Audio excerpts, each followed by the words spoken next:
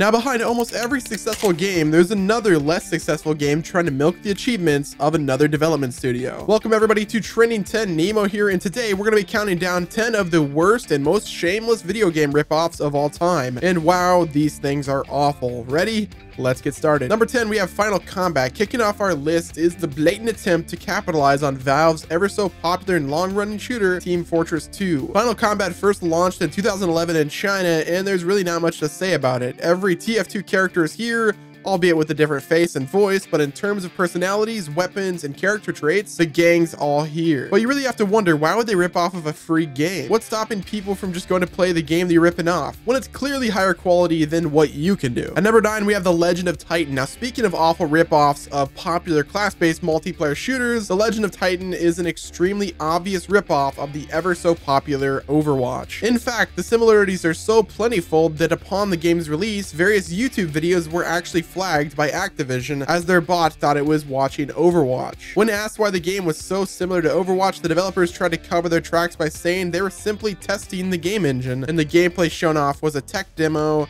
and all of the assets would be changed in the future to make it more original. Yeah, I'm sure they will. Number 8, we have Super Noah's Ark 3D. This Christian FPS was released in 1994 for the SNES and in 1995 for the MS-DOS, and features identical gameplay to the classic Wolfenstein 3D. Why is this gameplay so familiar? Well, because it was literally just an altering of the game's engine, changing the character models and assets to create a non-violent biblical adventure in which Noah wanders around the Ark and uses his slingshot to fire food at attacking animals. Now, according to rumors passed down throughout the years, Super Noah's Ark 3D was created as a way for ID Software to get revenge on Nintendo, who had heavily censored the SNES port of Wolfenstein 3D without ID's knowledge. id Software allegedly gave the game source code to Wisdom Tree Games for them to make a terrible clone of the game on the SNES as a way of mocking Nintendo and showing them what they could have had on a console. Number 7, we have Golden Axe Warrior. After the success of the original Legend of Zelda games, Sega wanted their own equivalent, just in the same way that they wanted their own Mario, which eventually resulted in the creation of Sonic. However, their equivalent of Zelda wasn't quite as original as well as good. Golden Axe Warrior released for the Sega Master System in 1991 and instantly got hit by critics, calling it out for being a blatant Zelda ripoff. And it really didn't do very well either, as the gameplay was tedious, boring, and everything about the game just felt like a lesser Zelda, because that's exactly what it was. Number 6, we have The Great Giana Sisters. Released in 1987, The Great Giana Sisters was developed by Time Warp Productions and published by Rainbow Arts for the Commodore 64, and was so similar to Super Mario Bros., the NES classic that had just released 2 years earlier, that Nintendo allegedly sued the parties involved,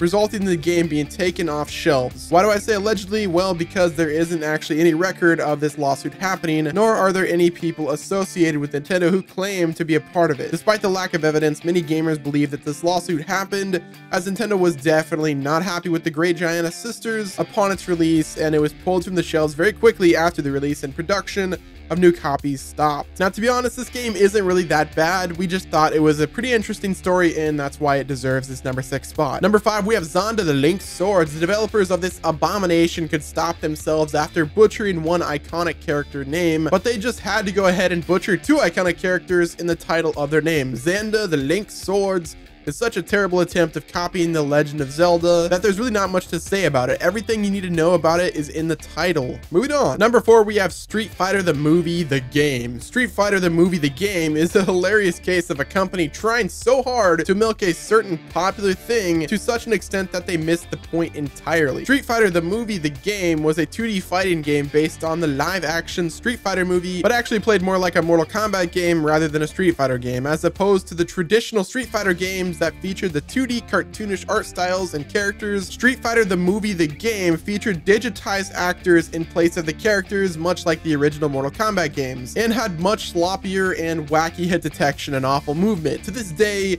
I still don't understand why they didn't just release a traditional animated Street Fighter game to coincide with the movie release, because this game is just awful. Number 3, we have Fighter's History. Speaking of Street Fighter ripoffs, Fighter's History is perhaps the most infamous of the bunch. Originally released in 1993 in the arcades, Fighter's History features gameplay and visual style nearly identical to Street Fighter 2. The game was so identical that Capcom actually sued the developers for ripping them off, which to be frank, they did. The details of the lawsuit are pretty strange, and despite the fact that these are countless aspects of Fighter's history that were blatantly stolen from Street Fighter 2, the judge ruled against Capcom, stating that the similarities were too pivotal to the fighting game genre as a whole to punish Fighter's history for. However, Capcom won in the long run because, well, at least Street Fighter still exists. Number 2, we have Lovely Warriors of Friendship. Ever want to play a game starring Mega Man, My Little Pony, Pokemon, Shovel Knight, and those pigs from Angry Birds? Well, this is the game for you. Lovely Warriors of Friendship has DMCA written all over it, and the creator actually thought he could get away with it when he sold it on Steam for a few bucks. It was eventually Hasbro that took them down, although I wouldn't be surprised if there were other companies just lining up their DMCA guns at them, ready to fire if someone else didn't pull the trigger first. How did this game even get published on Steam in the first place is beyond me. At the number 1 spot, we have Pocket All-Star Smash Bros. Now, this game is extremely strange. It's a mystery to me that this game ever made it even to market or lasted as long as it did there. Pocket All-Star Smash Bros. Steals so many characters and visual and audio assets, and then the gameplay is ripped straight from other games just to make things worse. This game steals characters and sounds and items from Mario, Sonic, Kirby, Super Smash Bros, of course, Mega Man, and so many more. And then the gameplay is just ripped straight from Fire Emblem, featuring turn-based combat. And for that reason, Pocket All-Star Smash Bros takes this number 1 spot on this list of the top 10 worst video game ripoffs of all time. Guys, that's gonna wrap it up with this video. Do us a favor, hit the like button, subscribe to the channel, and turn your post notifications on. And until next time, this has been Nemo from Trending10, and I will talk to you guys on the next video.